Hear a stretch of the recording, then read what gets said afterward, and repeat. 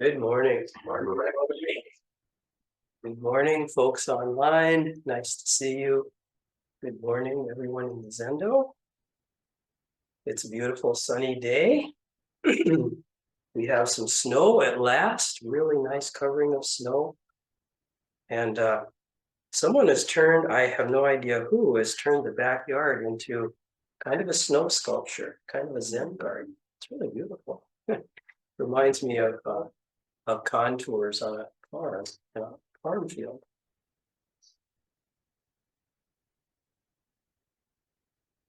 So my last Dharma talk, which was, I think, the first one of this year, I talked about our most intimate relationships, including romantic relationships, and what that means for our practice. And I talked about how this can be one of the most challenging areas to practice in, because these really close relationships are so bound up with desire. And since our practice is about the cessation of desire, it almost seems like, well, these relationships are sort of outside of our practice. How do we deal with them? Do we try to end our disaster? Do we try to end our desire and end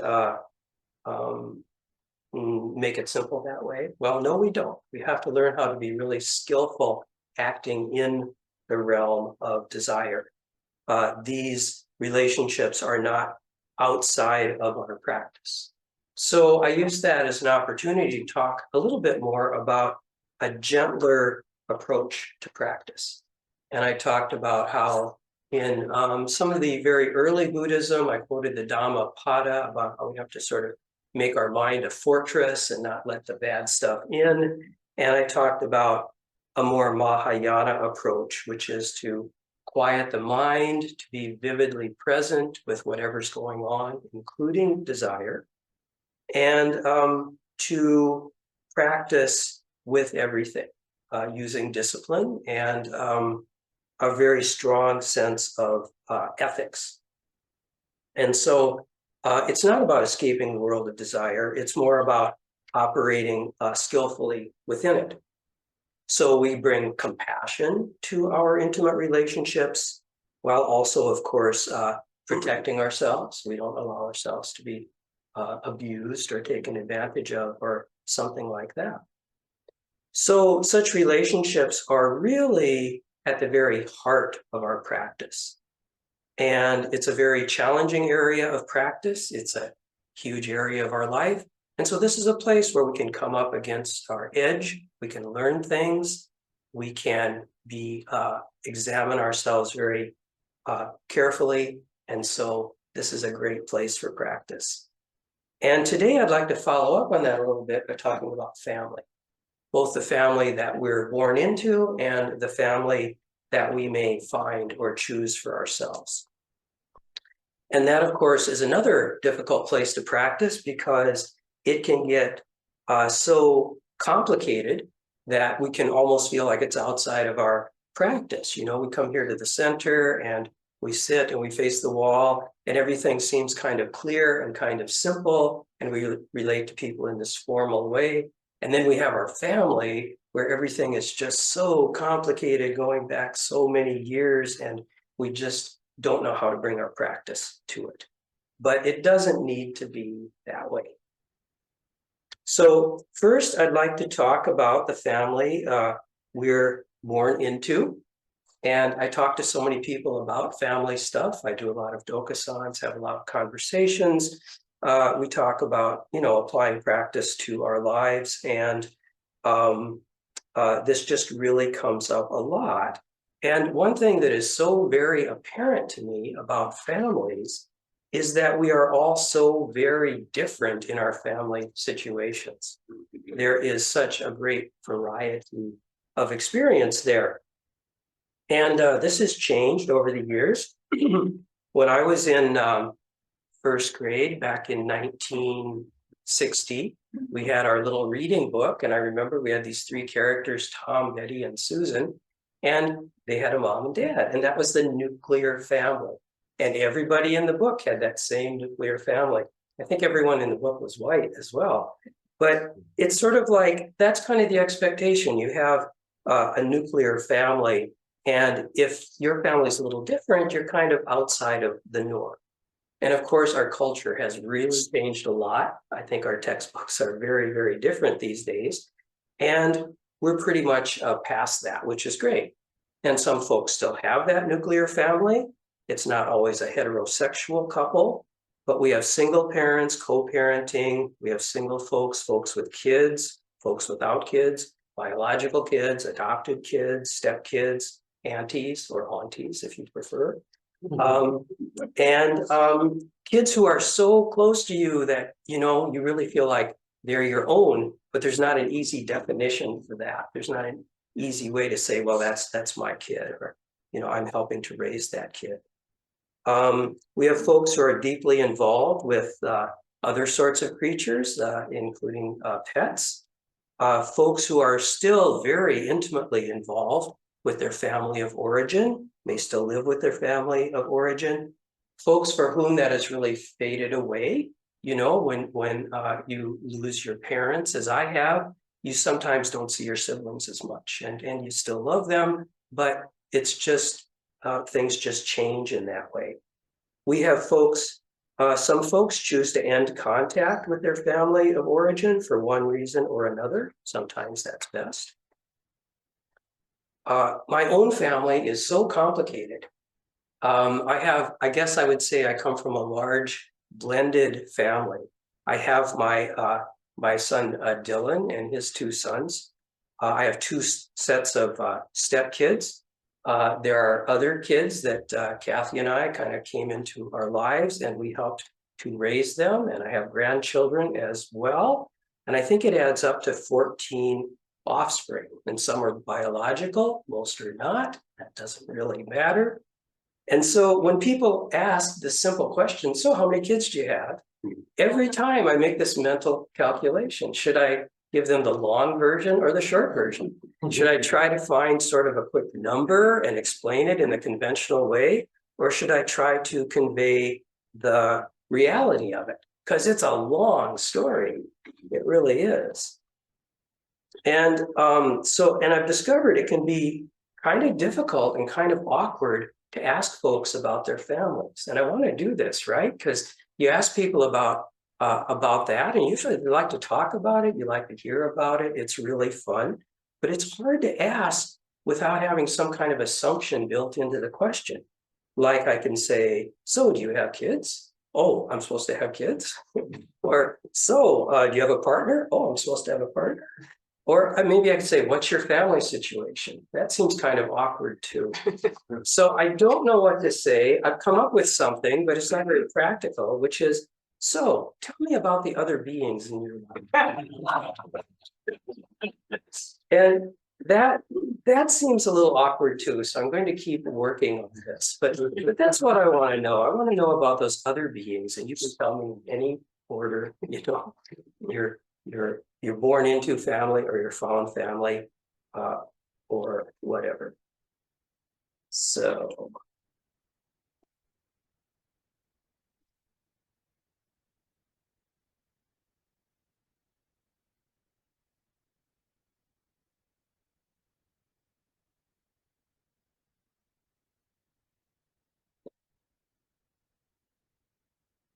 I have these notes, and have I left out a page here?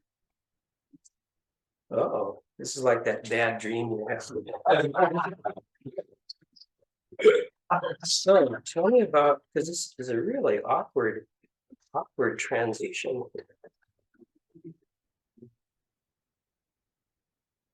Bear with me. Good thing we all know a lot about patience. Okay.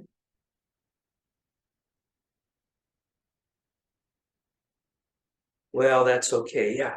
And so, oh, I've had such a weekend so far, because we had a sleepover with three grandchildren, ages 3, 7, and 9. And those kids have a lot of energy, and it was really, really fun. and just wore me out. I feel a little distracted this morning, and just kind of dazed and confused. But it was really good. And we just did all of these fun things. The little one, Louis, he's 3, and we like to make up our own games. You know, we don't like really sort of games that amuse you, so you're just passive when you're watching a toy do something. You know, we make up our own stuff. So we just make up. We have this little crab here. This is a little green crab. It's kind of a little beanbag crab, and we made up a game where he would be sort of beside the basement steps, and I would put the crab on the edge of the basement steps like this, and I would push it a little bit, and I'd push it a little bit. He's laying down below. The crab's going to fall on him, but he doesn't know when. He doesn't know when. So I keep pushing it. You don't know when it's going to fall, do you? You don't. And at that point, he would laugh uproariously. And he made me do that 50 times. Because if it's funny once, it's funny 50 times. And then we did a variation where we put it on top of an open door, and he closes the door with his foot, and he makes it fall himself. We did that about 50 times. Then he told Kathy about it, and he made her do it. And since I kind of lost that page, I don't really know where this story was going. But yeah, so I'm kind of dazed and confused, and it was just a really kind of busy and weird couple of days. But I'm so glad I did it, you know, because family is just really important, and I make it a really high priority, especially because the two older boys who are now 7 and 9, they were far away from me when they were little. And so I just so value having them here, you know, and I just do what I can to really keep up this connection. So, yeah, family is great, but regardless of what your family of origin situation is, often there are things that are difficult and contentious with family. Often we have other, you know, adults in our families, our extended families, that we have conflicts with. If this happens to you, you are not alone. I think most people have these situations. Sometimes maybe there's someone in your life who you didn't choose and you don't see eye to eye. And every time you get together, it's kind of hard and there's not much hope for change. And this goes on for decades. This can happen. And it's kind of tough, you know? So how do we practice with this kind of thing? Well, I talk to people about this kind of thing sometimes, and I try to see every situation anew. I don't want to have a formula for addressing this, but I do kind of notice a pattern of how I tend to address these things with them. And that is, we talk it through. I maybe ask a lot of questions. We try to see it clearly. And we try to see what's really going on. And this is where our practice really helps, because our practice, which involves a lot of quiet time and a lot of rigorous self-examination, helps us to see how our own perspective influences what we see. We see how our own needs and desires and hurts and fears color our own perception. And this will be true of the other person as well. And we can see that. So we can talk this through, and maybe we see it really more clearly. And sometimes there's a clear answer, like, oh, I see what's really going on here, and I know what to do. I'm reacting in this way because of my early conditioning. I can set that aside, and I can take a new look at this. And often the answer is not so clear. And it's just a really hard thing to deal with. And you hold it like a koan. But in any case, if we can see it clearly, then we can talk about what to do with compassion for everyone involved, including yourself. That's very important. With firmness, if it's needed, with an understanding of interconnections. And we try to find a kind of balance. We try to find a balanced approach. So we see it clearly, and then we find the middle way. That's our practice. We see it clearly and we find the middle way. And if you have a real taste for drama, that might seem a little boring. And it may be, long-term Zen practice can be a little boring. It's like not too much of this, not too much of that, and you keep showing up and you keep doing the stuff. And I was thinking as I was preparing this talk, somebody should make a statue of a yawning bodhisattva, which is kind of ridiculous, right? Because the bodhisattva always shows up and is always deeply engaged in the world and has a lot of energy, and we look at it that way, right? But for some of us more imperfect bodhisattvas, for those of us who are still working on it and feel that, well, I was bodhisattva for a while there, and then I dropped it, that dropped away, back to being, the same guy I always was. For those of us who are kind of imperfect, we need to understand that bodhisattva work can be dull and kind of unglamorous, and you just have to stick with it. And that too is a sacrifice that the bodhisattva needs to make, to kind of accept the plodding nature of it. But most of us love drama a little bit. I can guarantee with this practice, you will get some of that too, because the rigorous introspection I talked about, and the sitting on the cushion and facing the wall and all of that stuff is going to happen there. I guarantee you'll find some excitement, some drama, and maybe, a little ecstasy too. There are 6 realms. One is the God realm, and you have to visit that one as well. That's part of the deal. So the family of origin, we bring our practice to it.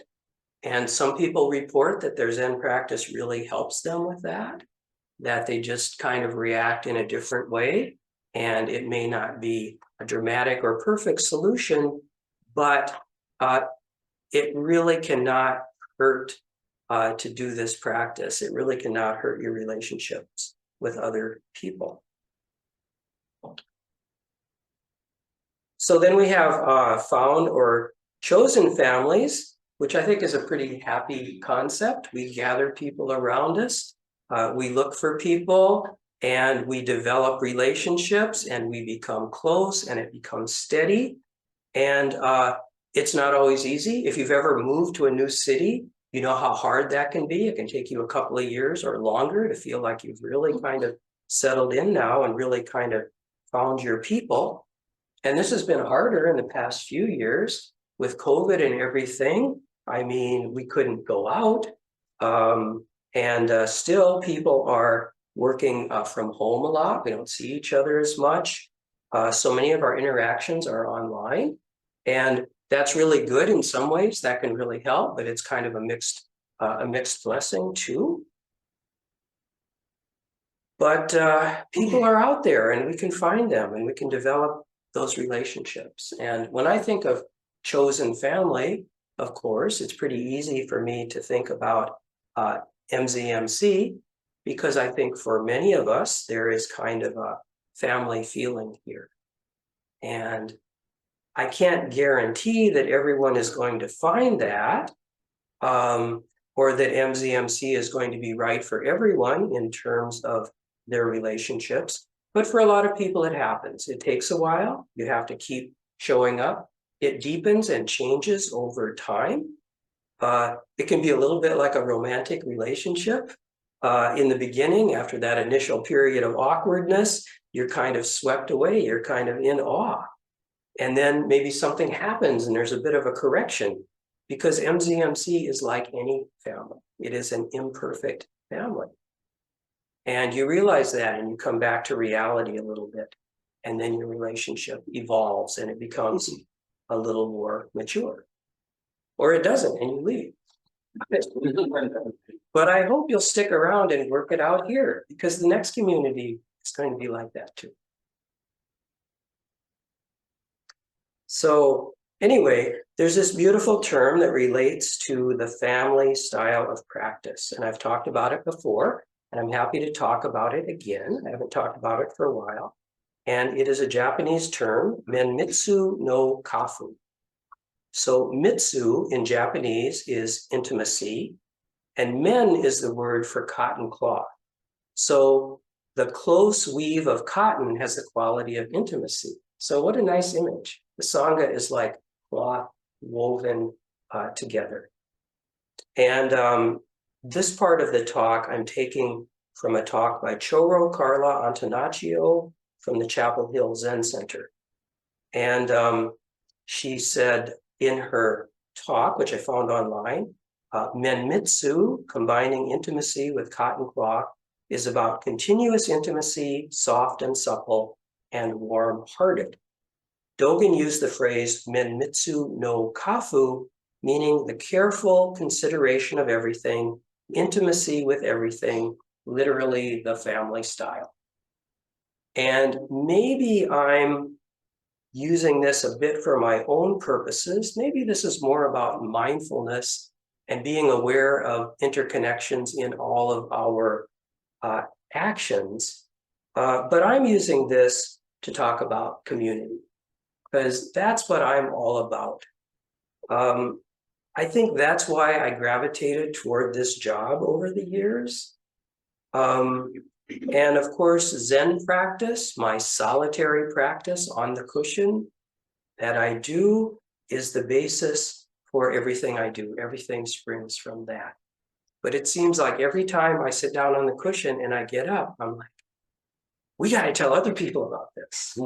We have got to share this. We have got to teach, and we've got to organize. We got to set up systems. We've got to send some emails.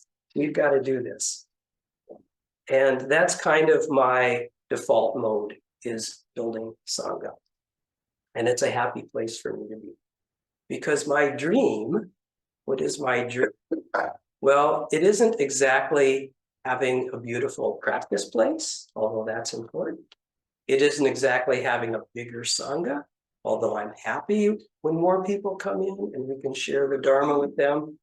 It isn't really preserving the forms exactly, or altering the forms in a skillful way to fit our current world. That's important stuff too. But my dream is really that everyone has a place, that everyone has a place. And that's kind of subtle, I know. It is the place of no place. This is Zen. And we talk about how there is ultimately no place to land. And our practice is about learning to be comfortable with that. But we can't leave out the other side of practice. We have conventional refuge and we have non-conventional refuge. And we need them both. In order to be okay in that place of no place, we have to have a place. And we can come together and have a place together. And that enables us to do that other thing. And we can live so beautifully in a realm, although there is no realm, where both of those things are present. So form is emptiness, emptiness is form, but form is also form. So these places are important. And here we are. And as I've said to teens sometimes in the teen groups, we want you to have a place to go. We want you to have a place to go in here, but we want you to have a place to go here too. And it's a real place. So maybe I just can't get enough them. Maybe that's what's going on. It's a little bit like my mother-in-law, who upon having 12 children, took in a 13th child, because there's not that much difference between 12 and 13, but also because she just had this, infinite capacity for loving people and taking them in. So family, whether it's born into or chosen, whether it's created or found, human or animal, permanent or fluid, or momentary, is pretty important. Pretty important, because for one thing, life is always a combination of joy and tragedy. And we need people there. And in a community, there are always some people who are doing very, very well. People are falling in love, they're having babies, they are deepening their practice, They are finding new ways of being and finding joy, finding new connections. They're just settling in maybe. One day they kind of go, oh yeah, I've been doing this a while, and there's that thing that used to be here. And that's kind of, yeah, that thing's not really so prominent anymore. I kind of moved on to this other stuff. And there are always in a community as well, people who are not doing so well. You know, there's always transitions in life and things like that. And at my home altar, for some reason, I kind of, I kind of took the cards off of my altar for a while that I've been putting there. But I started putting them back up again on January 1st. So if someone is very ill or having a really hard time, or someone has died, I'll put a card up there. Right now I have 19 cards on my altar, and that's quite a lot. So whenever I sit at home, I'm sitting in the presence of that tragedy. Some of you are on there, and I really wish you the best. So this is always going on, and family helps with that. And I think family, by definition, is something that is always there, and that's why we value it so much. It may not always live up to that promise. It may fail us sometimes, but we all have that ideal in our mind that there's going to be somebody always there for us. And that's nice. Last Sunday, I think I was feeling a little down. I have those 19 cards on my altar, and it's I think of all of the sadness there. But I came to Zen Center and expected a pretty normal day, but then Mark gave his talk, which so many people mentioned was such a beautiful talk, where he talked about his daughter Lucy and how she was born early, and it was such a beautiful talk, so heartfelt. And we had our new member tea, which I did with Alejandro, and we went around the room and everybody talked about Zen Center, and they said such sweet and beautiful and wonderful things. And so I felt really up from that for days. And so to conclude, there's one last thing.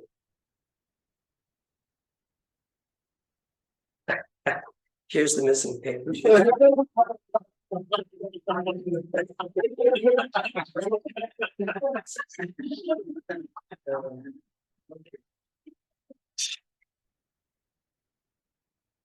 Yeah, I covered it all. There you go. I don't even need notes. So there's this article I wanted to tell you about. My spouse, Kathy, it was a couple of weeks ago. She said, I read this article in the New York Times. You've got to read it. It's so beautiful. And you've got to put it into a Dharma talk. I said, okay, I'll read it. So it's a guest essay. One title is 2 Lessons from an Ancient Text That Changed My Life. The other title that it had in a different location was Train Yourself to Always Show Up. Pretty good title. That really sounds like our Zen practice, doesn't it? Train yourself to always show up. That's what we do. But it's not from the Zen tradition. It's from the Jewish tradition. And it is written by Sharon Brous, or maybe it's Brous, B-R-O-U-S. Rabbi Brous is the founding and senior rabbi of ICAR, a Jewish community based in Los Angeles, and the author of the Amen Effect. So she told about this ancient practice, which she says is buried deep within the Mishnah, a Jewish legal compendium from around the 3rd century. And it's about an ancient practice reflecting a deep understanding of the human psyche and spirit. When your heart is broken, when the specter of death visits your family, when you feel lost and alone and inclined to retreat, you show up, you entrust your pain to the community. And so it talks about a pilgrimage ritual that took place in ancient times where people would gather, climb the steps of the Temple Mount, and enter its enormous plaza, turning to the right, all together circling counterclockwise. Meanwhile, the brokenhearted, the mourners, and here I would also include the lonely and the sick, would make this same ritual walk, but they would turn to the left and circle in the opposite direction, every step against the current. And each person who encountered someone in pain would look into that person's eyes and inquire, "What happened to you? Why does your heart ache?" "My father died," a person might say. "There are so many things I never got to say to him." Or perhaps, "My partner left. I was completely blindsided." Or, "My child is sick. We're awaiting the test results." Those who walked from the right would offer a blessing. "May the Holy One comfort you," they would say. "You are not alone." And then they would continue to walk until the next person approached. And she writes, "This timeless wisdom speaks to what it means to be human in a world of pain. This year, you walk the path of the anguished. Perhaps next year, it will be me. I hold your broken heart, knowing that one day you will hold mine." And so she read in this the profound lesson: do not take your broken heart and go home. Don't isolate. Step forward toward those whom you know will hold you tenderly. And I think that's beautiful. And I say, do that. Don't hesitate to tell us if you've had a tragedy. Tell someone here at Zen Center, tell me or another teacher, or tell your friends. Sometimes people say, they say to me, "I don't want to burden you with my problems." Well, wait a minute. That's my job. And it is not a burden. I want you to do that. I want you to share things with me so that we can be a whole community. If you keep it to yourself, you're not helping the community. You're kind of hurting the community a little bit, because the community needs the opportunity to bring you along. So yeah, tell someone. We can talk, we can listen, we can do a little service. And then she says, on your good days, the days when you can breathe, show up then too. Because the very fact of seeing those who are walking against the current, people who can barely hold on, and asking with an open heart, "Tell me about your sorrow," may be the deepest affirmation of our humanity, even in terribly inhumane times. So I'm ending with that. And we have some time left, so I would really love to hear from some of you. So if you're online, you can raise your hand and I'll call on you, or you can just start speaking. If you're in the room, you can raise your hand. And Alejandro. And then Judy, were you about to speak? Yes. Let's do Alejandro and then Judy. Thanks, Dave. I appreciate your insight and everything that you bring, because in my journey is more challenges. When I talk about judgment, that I'm still kind of learning from the good side. Still, when you talk about the really it hardened me of my heart, and that is the fact that you talk about desire and how we're supposed to kind of diminish kind of food. And you said something there that I was going to ask, but you gave the answer about approaching desire with skill and doing it in a healthy way. How do we define desire? Is it desire for desire, desire for money, or is my desire to be enlightened? Is my desire to be from Buddha? So I approach that one with very carefully. We can have a conversation after that of mine, because it is intriguing to see how, in the way that I see desire is not good, but my enlightenment is a desire to become Buddha, if I choose to be the Bodhisattva that is going to start my journey to enlightenment but help others, that's a desire also. So I was struggling a little with that one, and like always a beautiful challenge, probably for me to, you and I could talk maybe with that too. But I just wanted to drop that. Thank you. Yeah, thank you. We can talk more about that privately, but yeah, you mentioned several types of desire, desire for money or fame or love or even enlightenment. That is a kind of desire too. And it's true, and it's always important to recognize what is coming from desire, because we can just sort of be trapped on that hamster wheel of desire and cessation of desire. And until we learn that getting off the wheel is the solution, we're just going to keep spinning. But talking about desire today in connection with this talk, I didn't really define it, but I think I'm talking about mostly, it's about getting our own needs fulfilled. Because, you know, our needs for love, and that happens in intimate relationships. I mean, that's like the definition of an intimate relationship. So it is not a bad thing. And that's the situation with family too. I mean, we love our family, we depend on our family to give us stuff, and that is not a bad thing. But seeing all of that clearly is something that can really help us. Thank you. And Judy. Thank you, Ted. That particularly, you know, this whole talk about that you gave today kind of is such a wide-ranging discussion of Sangha.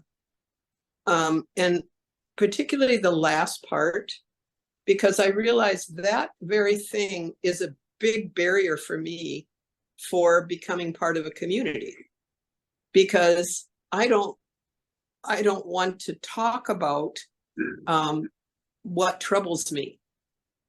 You know, if I'm going to be part of a community, I want to figure out, oh, well, how can I contribute? But then I miss the opportunity for people to support or know me.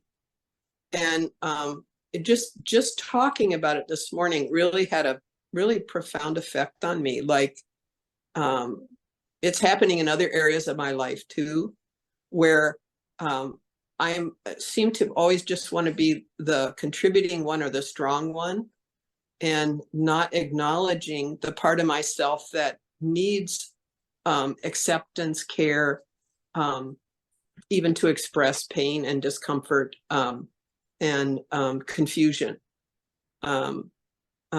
Somehow my constitution is preventing me from being available to community in this way.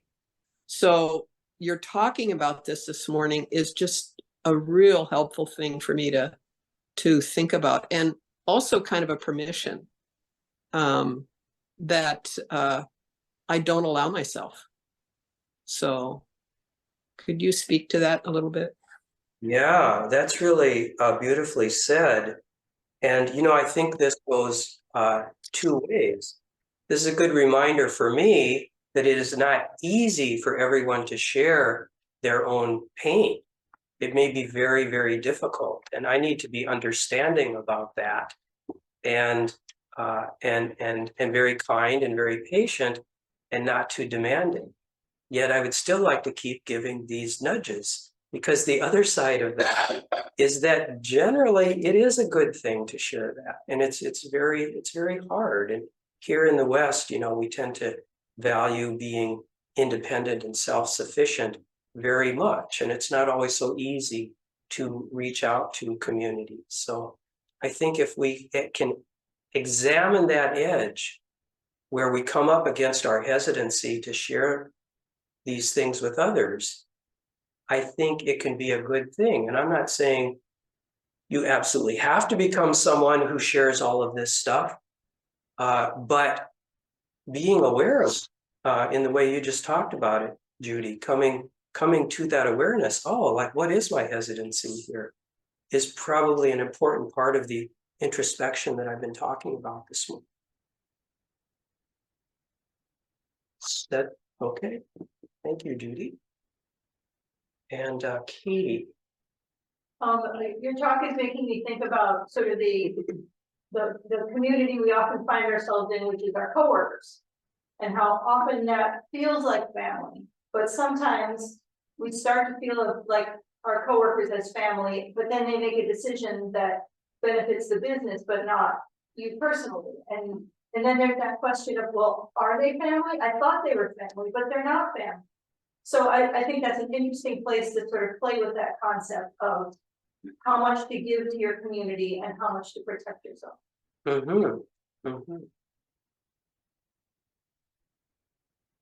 Yeah, thank you. Ginny and then Leslie. I'll just share a brief, I'll try to be brief about this experience that I had. I'm thinking of both as a result of what Judy said and Katie, and I was thinking about it too, Ted, at the end of the talk about kind of being able to be vulnerable and share your heartache with your community. I had an experience in 2016 at work where it was at the end of the year. I was getting divorced. I had just moved out of my home into a new apartment. It was the month before the presidential election. So, you know, I work in elections administration. So I was like, I'm just going to put all of this personal stuff in a box and deal with it after Hillary Clinton is president. And then that happened. So then I was like, oh my gosh, do I even believe what I'm doing? So I was just really, I was a wreck. I like totally non-functional. And up to that point, I was a, you know, formal like leader at work and had trouble sort of navigating like being a person at work in a position of authority with people reporting to me. And the way I kind of handled that prior to that was like, I'm just going to kind of be a robot and sort of leave my personal stuff at the door. But at that time, I was just like such a mess that I just couldn't do that. So I let some people I was close to in and sort of what was going on with me. I was like, look, I'm going to be a little bit of a mess for a while and I need your help to keep things going while I'm just not going to be at my best. And I had to do that because I didn't have any other, I was just like so non-functional at the time. But what I learned as a result of that was, particularly my deputy, letting her in on what was going on with me and letting her help was it was like a gift for her. She got to like help me and she really valued that. Now I'm fortunate that I had that kind of relationship and somebody who could help like that and who responded with kindness and passion at work. But that was really eye-opening to me. But I had never really thought about before that like me being vulnerable would be a benefit to the person that I was being vulnerable with. And it really changed the way that I relate to people at work and elsewhere in my life. But so if you can do it, I recommend it. Thank you. Yeah. Yeah, so in some, that kind of brings up the question of roles we have and how we relate to other people in our role and appropriate boundaries and things like that. And if you're in a role, like say in my position, I'm not,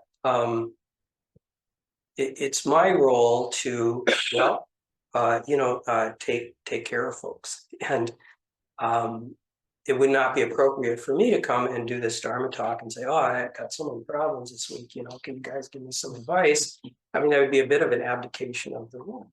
On the other hand, you know, the day's going to come when I'm really going to need you guys. And probably I'm going to have to ask for your help and you may need to take care of me. And I suppose that would be kind of a gift, as you say.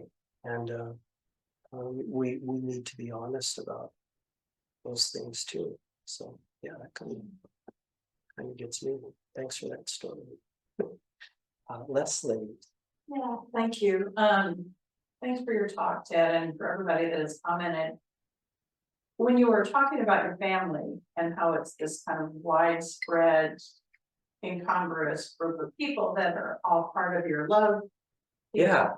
I thought about my family and how grateful I am to have my kids close and grandkids and all that. But what I realized is, well, to backtrack a little bit, there's a saying that many of us have used, and you hear a lot of these, you find your tribe, right? Mhm. I have an issue with that because the appropriation of the word tribe and because tribal thinking is one that's really tight and exclusive of people who are not of the tribe.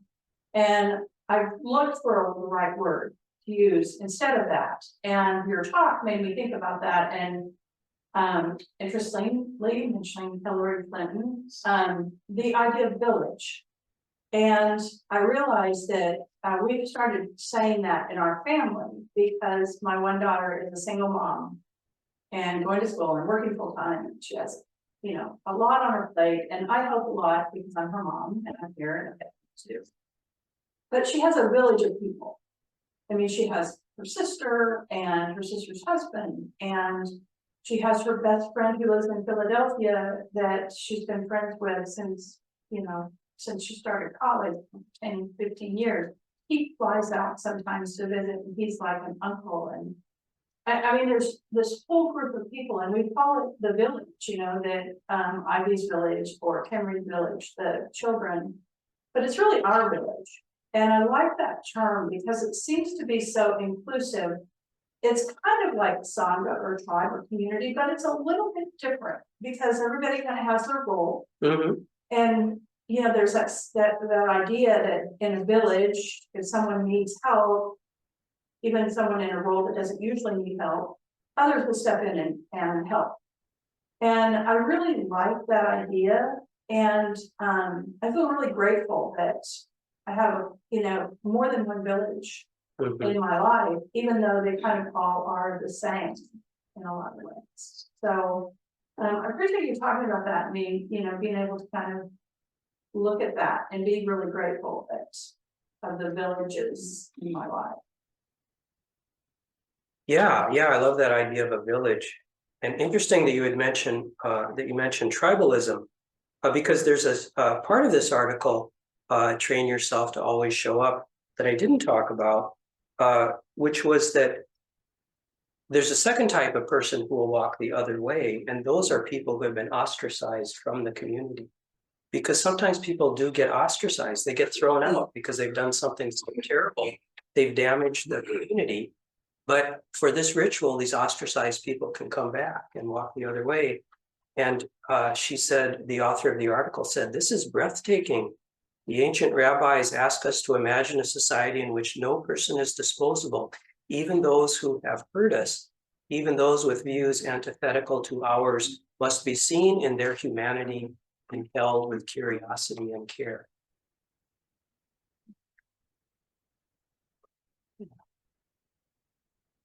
Okay, well, I think maybe this would be a good place to stop. So let's turn this over to our esteemed Doan Jim.